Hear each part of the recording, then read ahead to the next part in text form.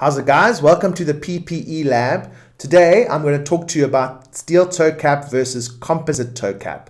Over the last 10 years, since composite toe cap has become more popular, there's been a debate about what's better, steel toe or composite. So today I'd like to give you a breakdown of the different properties so to help you make an informed decision about what's the best safety footwear for yourself. The first type of safety footwear was a hollowed out wooden shoe named a sabot. Used in France and other Western European countries from the 15 to the 1800s, these clogs were considered a worker's shoe associated with the lower classes. The English word sabot derives from the French word saboteur, meaning to bungle, botch, wreck, or sabotage.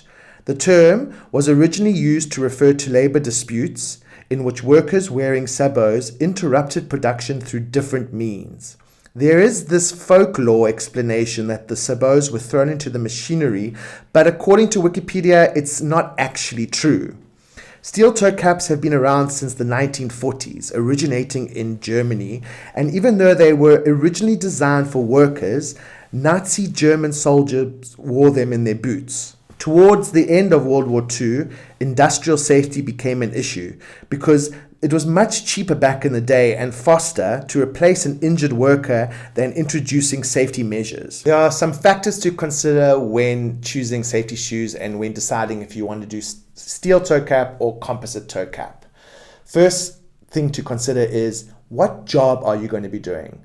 What is the job and what is the environment?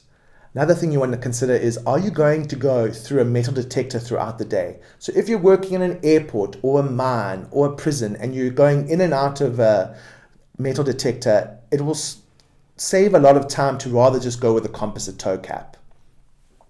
Is there going to be heavy machinery in your business? Is there a likelihood that some of that machinery might fall on your feet?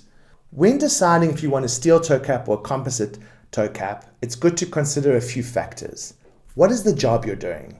What is the environment that your job is in?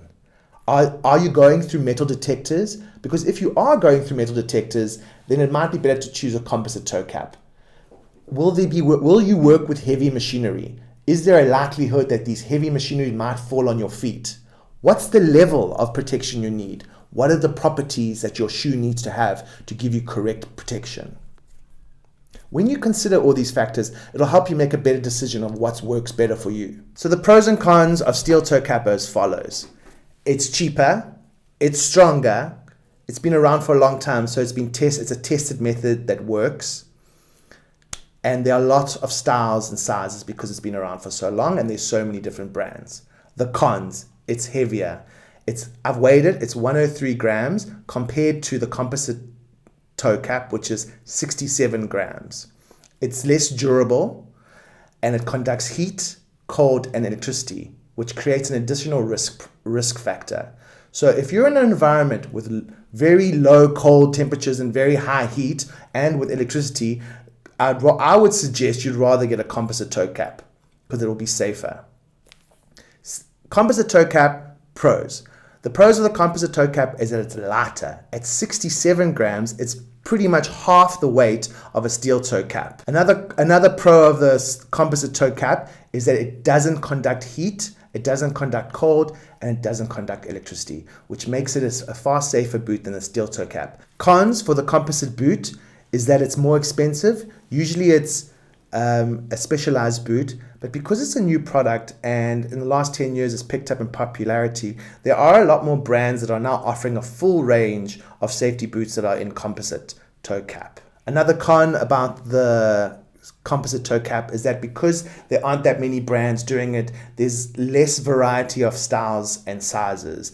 But I do believe that's actually changing, and I think over the next few years you're going to have a lot more styles and a lot more sizes and a lot more shapes for the different composite boots. It just depends on what you need the shoes for. Guys, thank you so much for watching my review on steel toe cap versus composite toe cap. If you enjoyed my video, please press like. If you'd like to stay up to date with what we're doing, you can subscribe to our channel. My name's Christo, I'm your safety guy, reviewing safety step by step.